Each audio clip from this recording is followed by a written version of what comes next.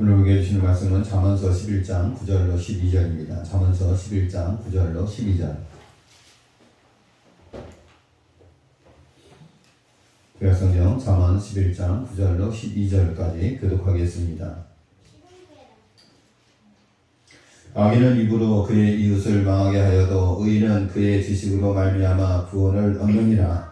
의인이 고통하면 성읍이 즐거워하고 악인이 패망하면 기뻐지느니라. 성읍은 정직한 자의 축복으로 인하여 진흥하고 악한 자의 입으로 말미암아 무너지느니라. 지혜 없는 자는 그의 이웃을 멸시하나 명철한 자는 성장하느니라. 아멘. 우리 함께 자매는 성도로 인사하겠습니다. 한 주간 평안하셨습니까? 반갑습니다. 고맙습니다.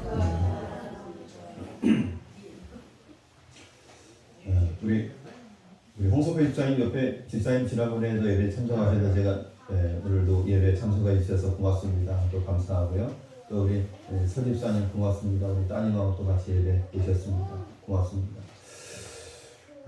오늘 청어생명 축제 오늘이 마지막인가요? 내일이 마지막인가요? 내일이 마지막이죠. 오늘 우리 마을 풍물 팀들이 연주가 있어요. 공연이 있어서 참석하시느라고 또 우리 집사님 몇 분이 예배에 빠지셨습니다.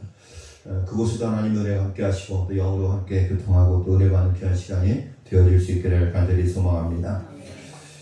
하나님께 나아가는데 걸림돌이 되는 것이 무엇을 있을까? 신앙생활하는 데 있어서 걸림돌이 되는 것이 무엇이 있을까? 그것은 이런 것들이 있습니다. 교회와 교인들에 대한 나쁜 경험의 선입견 때문에 그럴 수도 있어요. 그리고 나는 이미 하나님을 잘 알고 있다는 선입견 때문에 그럴 수도 있습니다. 선지식, 나는 이미 하나님을 잘 알고 있다. 그리고 교회와 교인들에 대한 부정적인 생각, 이런 선입견들, 또 당신 뜻대로 도와주지 않는 하나님에 대한 실망, 이런 것들 때문에 하나님께 나아가는데 걸림돌이 될 때가 종종 있습니다. 정영호 목사님이 지은 책 중에 초청이라는 책이 있습니다. 거기에 이런 내용이 나옵니다. 신은 버틸 수 있는 만큼의 시련을 주신다는데 날 이만큼 강한 사람으로 보신 건지 묻고 싶다. 하나님께서는 버틸 수 있을 만큼 시련을 주신다고 했는데 하나님이 나를 도대체 얼마나 강한 사람으로 알고 있기 때문에 나에게 이런 고난과 어려움을 주셨는가.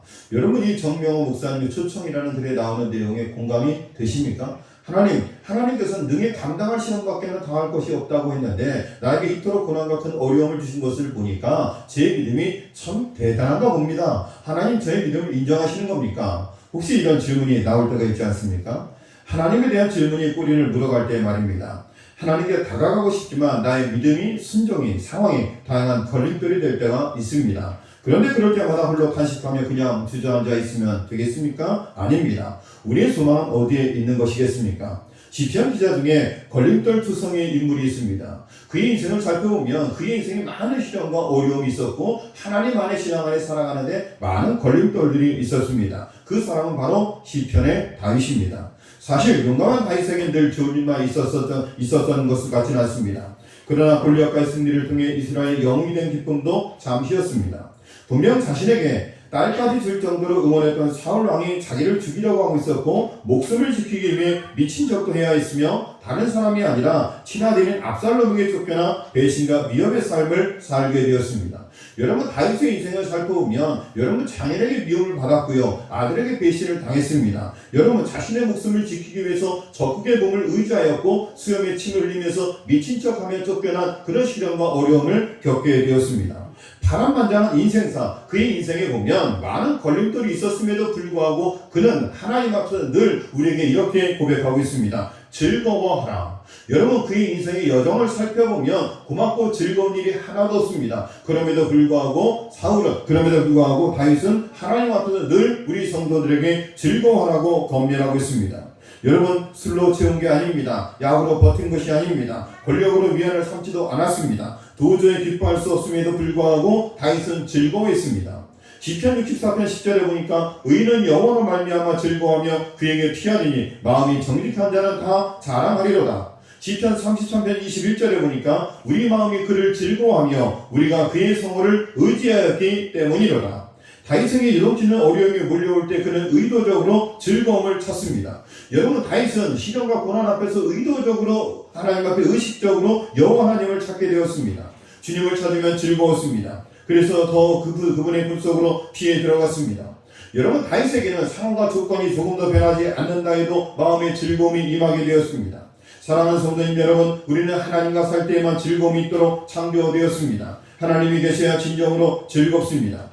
세상에서 가장 큰 우산, 세상에서 가장 위대한 지성, 세상에서 가장 넓은 날개, 세상에서 가장 밝은 빛, 세상에서 나를 가장 잘 아는 존재, 여러분 그분은 누구일까요? 그분은 바로 하나님이십니다. 세상에서 가장 큰 우산이 되어서 시련과 폭풍에서 우리를 지켜주시고 보호해주시는 하나님, 가장 위대한 지성, 가장 넓은 날개, 가장 밝은 빛, 가장 나를 잘 아는 분, 그분은 바로 하나님. 그분이 하나님 되시고 그분이 우리의 보호자 되심을 믿고 나아갈 때 우리는 어떤 고난과 어려움 앞에서도 즐거워하고 승리하는 삶을 살게 될 줄로 믿습니다. 우리 모두 믿음의 성도들도 다윗과 같이 인생의 시련 앞에서 늘 하나님을 인하여 즐거워하는 신앙의 삶을 살아갈 수 있기를 주님의 이름으로 간절히 축원합니다.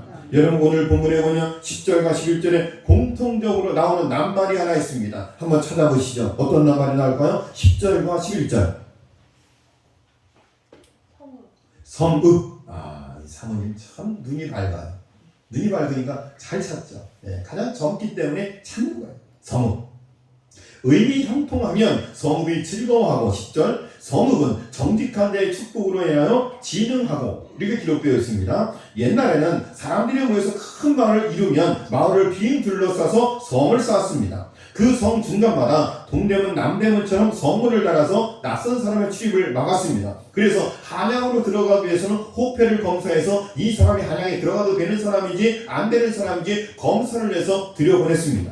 출입문 문이 있었습니다. 그리고 성 위에는 외적을 감시하는 망대를 세웠습니다. 또 성 안에는 사람들이 사는 집이 있었고 성 밖에는 농사를 짓는 밭이 있었습니다. 성문 앞에는 사람들이 많이 모이기 때문에 재판이나 회의가 열리는 공공장소로 이용되기도 했습니다. 이렇게 성으로 둘러싸인 마을이나 도시를 뭐라고 불러요?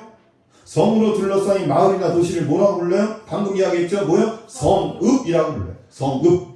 잠언에는 성읍과 관련된 말이 많이 나옵니다.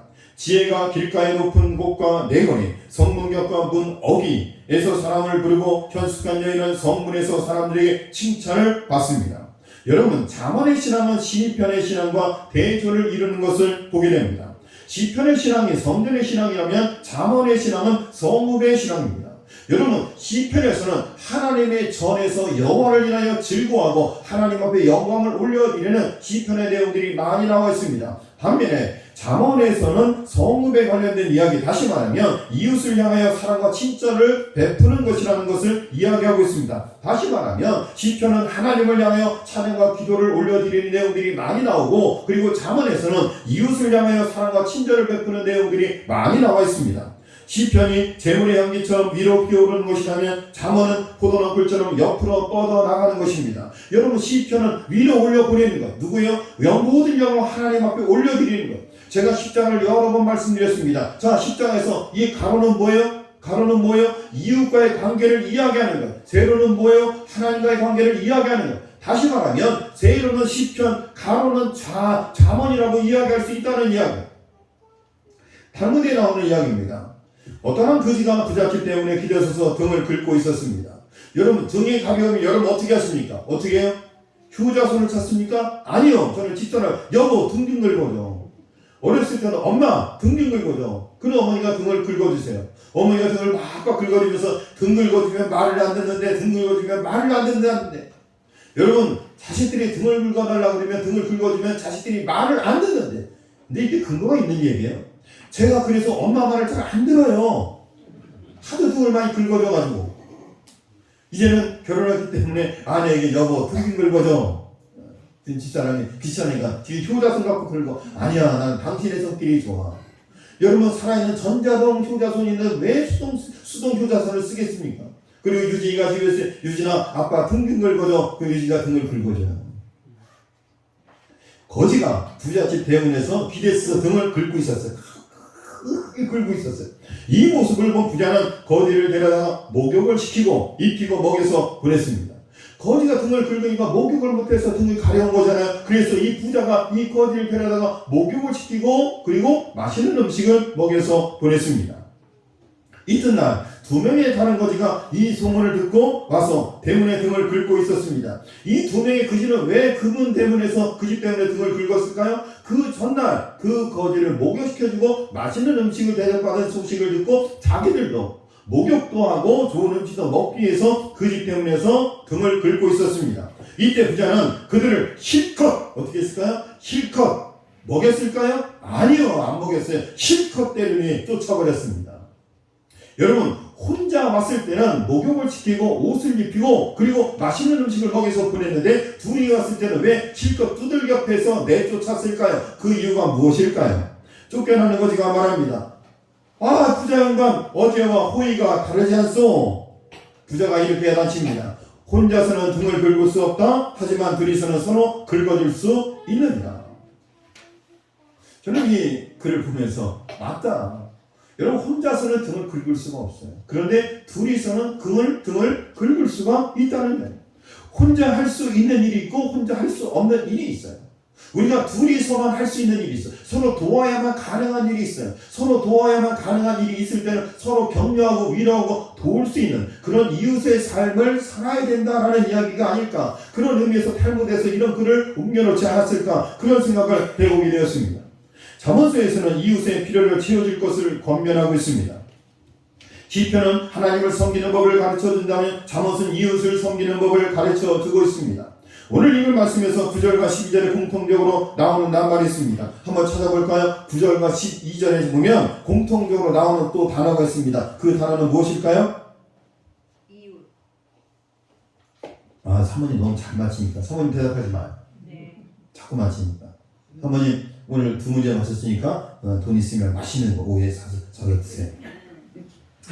자, 공통적으로 나오는 단어는 이웃이라는 단어가 나와요. 성읍이라는 단어, 이웃이라는 단어.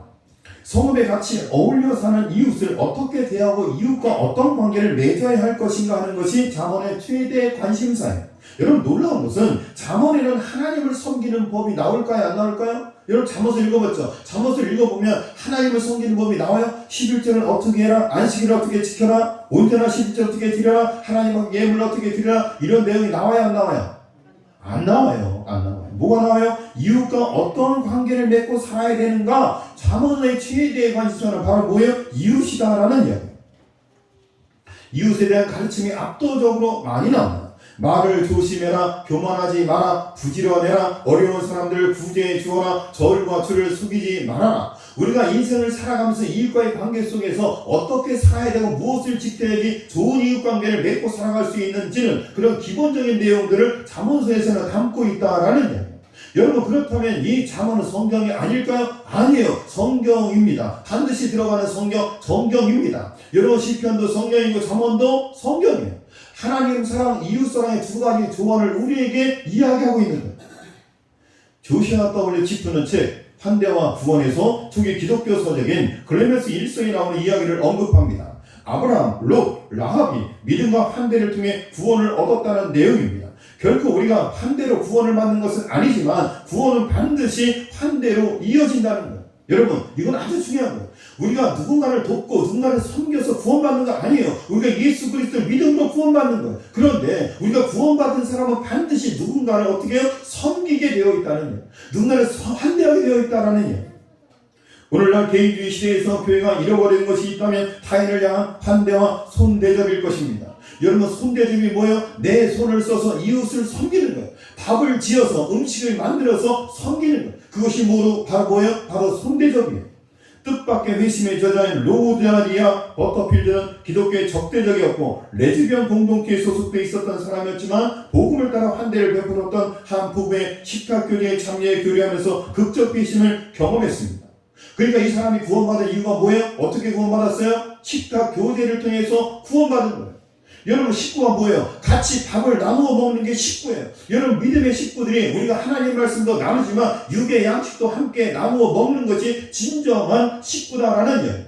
그래서 여러분, 식탁교제가 중요한 거예요. 예수님께서 마가복음 마태복음에 보면 테이블 펠로우십, 다시 말하면 식탁교제가 많이 나왔다는 이야기예요. 예수님과 제자들과 함께 3년 동안 동고동락하면서 그들과 함께 잠도 주무시고 음식도 나누어 먹었다라는 이야기예요. 여러분 같이 음식을 나누면서 웃고 떠들고 즐기면서 이야기할 수 있다는 것은 그것은 참으로 놀라운 축복이에요. 여러분 불편한 사람과 함께 밥을 먹으면 어떻게 돼요? 체해요. 소화제 먹어야 돼요. 뭐 제 친구가 여기 올 리가 없으니까 서울신학대학교에서 부여학을 가르치는 수영권 교수를 하고 있습니다. 저하고 같이 신학대학에서 공부하면서 역성교회에서 교육전사 사역을 했습니다. 근데 제가 같이 사역을 했던 그 장로님 중에 참 성격이 직설적인 장로님이 있어요. 이 장로님은 말을 돌려서 할 줄을 몰라요. 제가 그 장로님한테 참 많이 그 싫은 소리를 들었습니다. 장로님이 그래요. 도대체 전사님은 설교를 왜 그렇게 못합니까? 그걸 설교라고 합니까? 그것도 둘이 있느냐는 게 아니에요. 다른 부목사님들이 있고 다른 사역자들이 있는 데서 완전히 견망신을 주는, 무슨 망신이요? 견망신. 개망신이죠. 개망신. 완전 개망신. 그렇게 성격이 직설적이에요. 주로 좋은 시설에서 여름 수련을 했습니다. 돈이 많은 부자교였기 때문에. 그런데 한 번은 평창에 있는 작은 폐교를 수리해가지고 거기서 수련을 했어요. 숙소는 지하였습니다. 거기다가 청소를 하고 그리고 뭐대 깔고 텐트를 치고 그리고 잠을 재웠어요. 그런데 이 장로님이 수련의 마지막 날 수련의 장소를 방문을 했어요.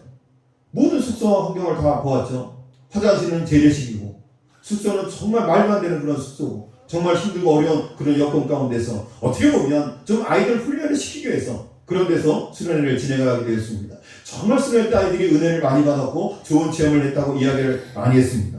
수련회가 다 끝나고 나서 장로님이 사역했던 사역자들을 불러서 식사 대접을 했습니다. 그러면서 평가를 했습니다.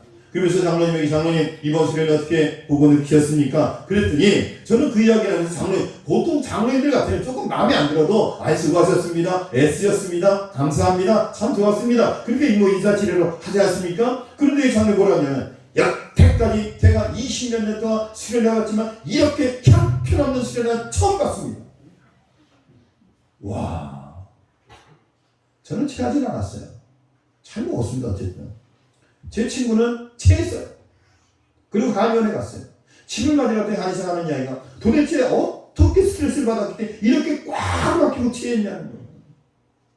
완전 직설적, 완전 직설적. 근데 그 장로님 지금도 저를 위해서 새벽마다 기도해 주신대요. 가끔 제가 안부 전화도 하고 우리 김 장로님하고 동년배십니다. 대암띠 정년배세요. 가끔 장로님하고 통화하고 지금도 저를 위해서 기도해 주신다고요. 그런데 그 장로님 속마음은 정말 사역자를 사랑하는 그런 진정한 마음이 있죠. 그걸 알았기 때문에 저는 상처가 안 됐던 것 같아요. 식탁 교제를 한다는 것은 그만큼 중요한 의미가 있습니다. 저희도 주일날 밥을 먹으려고 애를 쓰고 있지 않습니까? 여러분 식탁 교제가 그만큼 중요해요. 함께 먹고 마시고 떠들고 한 주간 지나온 삶을 나누는 것. 여러분 그 시간이 매우 의미가 있고 중요합니다. 여러분 불편한 사람과는 식사하는 것이 참 어렵습니다. 먹고 나도 속이 편치 않습니다. 우리 모든 믿음의 성도들이 그 식탁 교제를 통해서 더욱더 깊은 교우들과의 정을 나눌 수 있기를 간절히 소망합니다. 여러분 이 사람이요 기독교의 적대적인 사람이었어요. 그리고 레즈비언 공동체, 그렇죠? 레즈비언 공동체가 뭐예요? 여자가 여자끼리 사랑하는 공동체.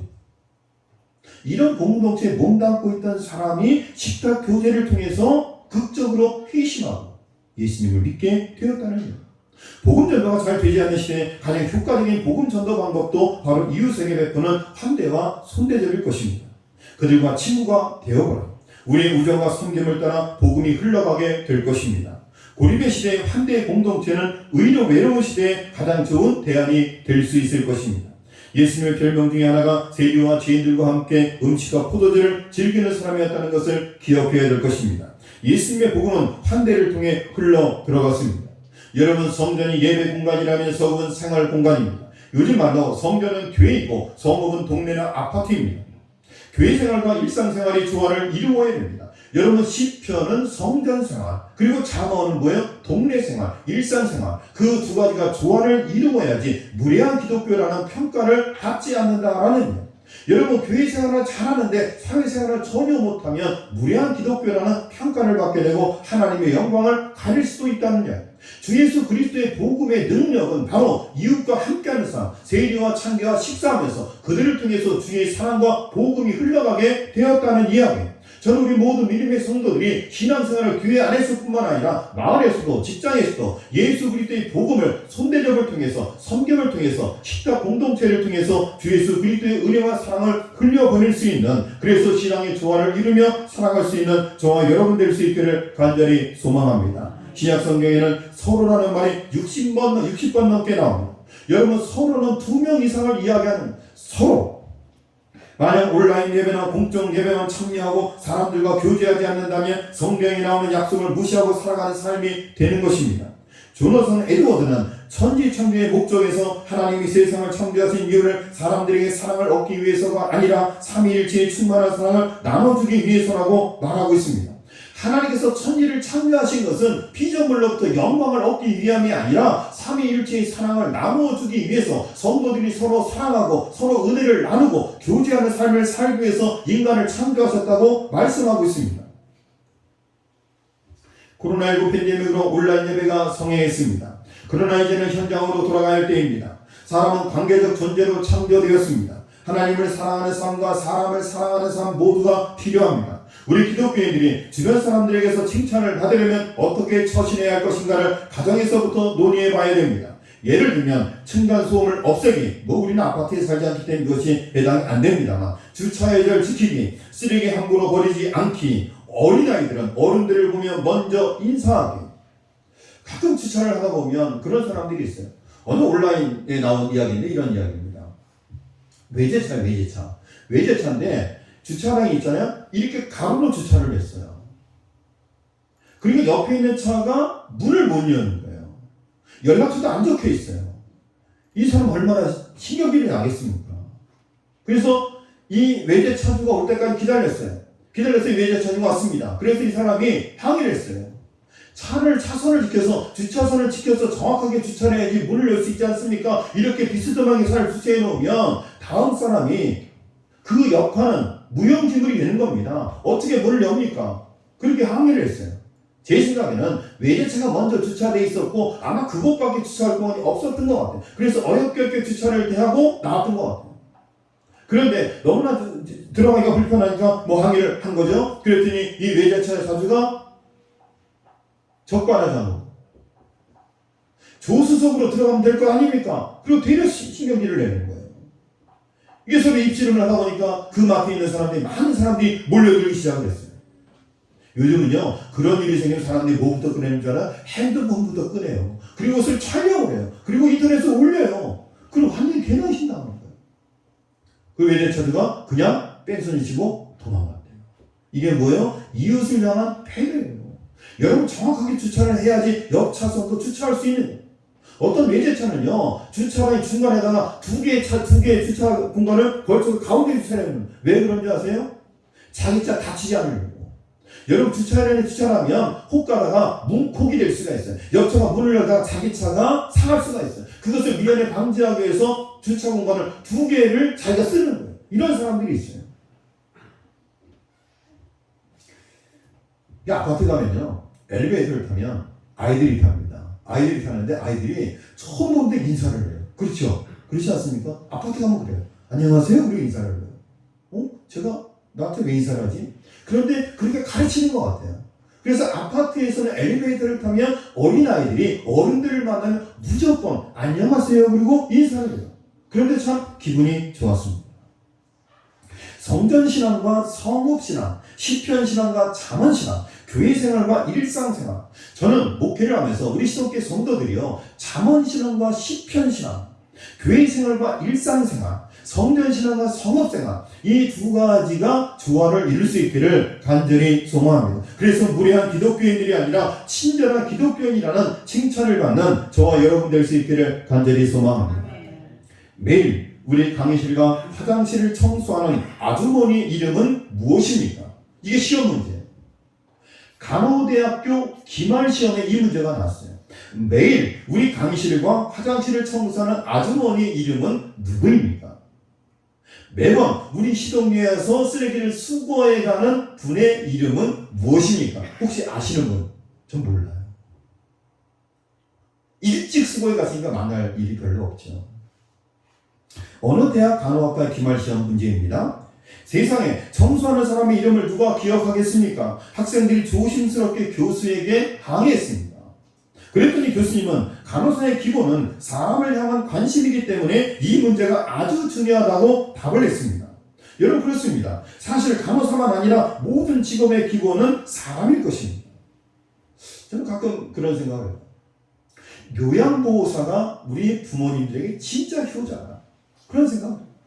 우리 마을에도 목욕봉사하러 오시는 분들이 있습니다. 생활 정도에 따라서 내는 목욕 요금이 다릅니다. 거저하시는 분도 있고 얼마 내는 분도 있고 많이 내는 분도 있습니다. 저는 그분들하고 어쩌다 이런 이야기 저런 이야기 그런 이야기를 했어요. 여러분들이 진짜 효자입니다. 요양보호사는 돈을 목적으로 할 수 없는 일입니다. 영혼을 사랑하고 어른들을 사랑하는 마음이 없으면 절대로 할 수 없는 일이에요. 여러분 자녀들이 부모님의 몸을 씻겨주는 것, 목욕을 시켜주는 것도 사실은 쉽지 않습니다. 그런데 전혀 연고가 없는 그분들에게 여러분 매주 와서 목욕 봉사하는 것은 그것은 결코 쉬운 일이 아니에요. 여러분 그것은 돈으로 되는 일이 아니에요. 세상에 그보다 훨씬 더 편하게 일하면서 돈 벌 수 있는 일들이 많이 있습니다.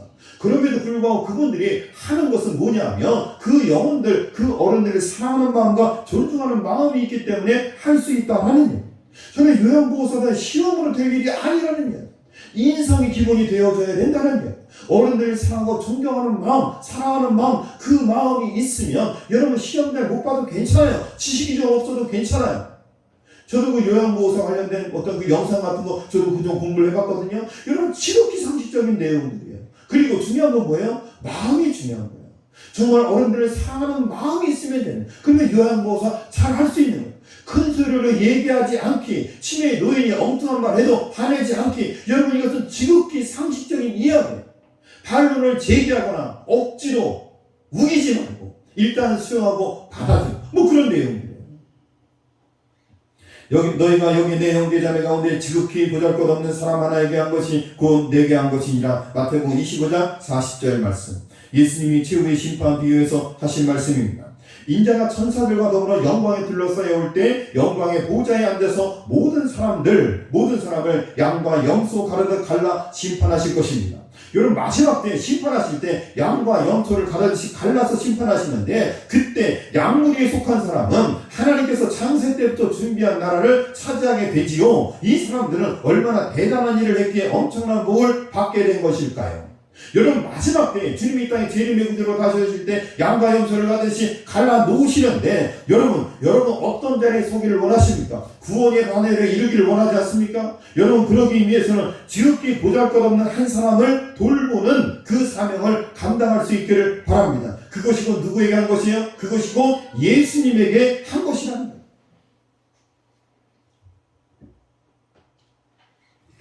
어려운 이웃들을 잘 섬기면 예수님을 섬기는 거예요.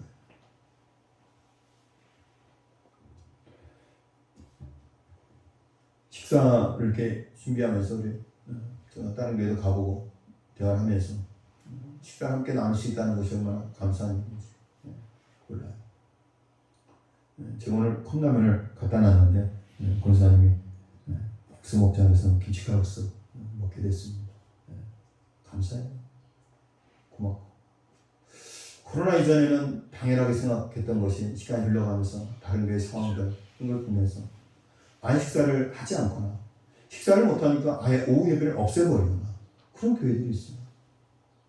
그 여파가 굉장히 크더라고요. 제가 이런저런 그런 이야기 한 거는 제 마음속에 무슨 마음의 바탕이 깔려있는지 아세요? 다른 교회는 컵라면 먹는다. 다른 교회는 밥을 못 먹는다. 제가 뒤에 얘기하지 않은 말이 있어요. 그 말은 무슨 말일까요? 그러나 우리는 먹는다. 세상의 교회는 그렇게 시대의 흐름을 따라가지만 시동교회는 다르다. 우리 교회는 다를 것이다. 라는 확신과 믿음, 자부심이에요. 저는 그런 마음이 있었어요. 다른 게 컵라면 먹는데요. 그리고 우리도 컵라면 먹어요. 이게 아니에요. 제가 그런 이야기 하는 의도는 그게 아니에요. 다른 교회는 아무리 그래도 밥을 안 먹고 밥을 못 먹으니까 예배를 폐하고 예배를 없애고 그러니까 우리도 예배를 없애자는 얘기가 아니에요. 세상은 그렇게 흘러가지만, 세상은 그렇게 살아가지만, 그렇게 예배를 없애고 바꾸어가지만, 그러나 우리 교회는 합니다. 우리 교회는 할 수 있다. 우리 교회는 가능하다. 라는 그런 믿음, 확신, 그런 게 있는 거예요. 그런 자부심이 있는 거예요. 시동교회 담임 목사 서정원 목사는 그런 자부심이 있는 거예요. 우리 시동교회는 다르다. 코로나 19에도 우리는 예배를 잘 드렸다. 교회에서 식사를 하지 않아도 집에 가서 식사를 하시고 예배를 드리러 온다. 여러분 얼마나 피곤하겠어요. 농번기에 집에 가서 식사하면 누워서 자고 싶죠. 안 그런 사람이 어디 있어요. 김옥 장로님이 워낙 건강하셔가지고 하루 종일 꼬치를 따고 들깨를 베고 들깨를 털고 정말 열심히 일을 해요. 하나도 피곤하지 않아요. 밥을 드셔도 졸립지가 않아요. 그러니까 오후에 나오시는 거예요. 할렐루야? 아니에요. 장로님도 졸려요. 피곤해요. 권사님들은 안 피곤할까? 피곤해요. 시동교회 성도들은 무쇠해요? 무쇠팔 무쇠다리 로봇 태권도예요? 아니에요. 똑같이 피곤해요. 힘들어요. 그래도 식사하시고 주일 오후 예배 올라오시잖아요. 올라올 것이라는 믿음과 확신. 잠깐 3,000%를 빠졌습니다. 손 대접하는 거 참 귀한 일이에요. 칼국수 한 것을 대할 때마다 이런 그런 마음을 생각하시면서 맛있게 드시면 좋겠습니다. 이웃사랑과 하나님 사랑의 조화로운 삶을 통해서 하나님께 영광을 돌리고 복음 전도의 귀한 사명 감당하시는 우리 모두가 되시기를 주님의 이름으로 간절히 축원합니다. 사랑과 은혜가 많으신 하나님 아버지, 코로나19의 팬데믹 가운데 한국교회가 산산이 깨지고 부서져 가고 있습니다. 하나님 아버지, 그 이전으로 과연 되돌아갈 수 있겠습니까? 여러 가지 처방을 내놓지만 뾰족한 방안이 없습니다. 하나님 아버지, 우리 시동교회를 지켜주시고 한국교회를 지켜주옵소서. 하나님 아버지, 당연히 하던 일들이 정말 힘들고 어려운 일이 되어버렸습니다. 마땅히 해야 될 일들이 이제는 군일이 되어버렸습니다.